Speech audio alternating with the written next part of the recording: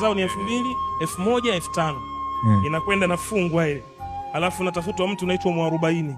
Ukitafutwa mtu wa mwarobaini wanakwenda porini kwenye pori kubwa ambalo wanahakikisha hapa hawezi kupita mtu akang'oa wala nini.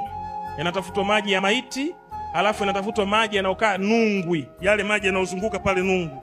Kuna njia ya kwenda kuyachukua yale. Unatuma viumbe pale. Wanaenda wanayachukua viumbe wanayaleta. Ni kufumba na kufumbua na kukabidha haya hapa.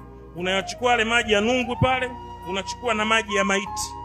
Ukichukua maji ya maiti unakwenda kwenye udongo wa kaburi la mtoto aliyekufa akiwa mdogo, unachukua ule udongo unawekwa pale.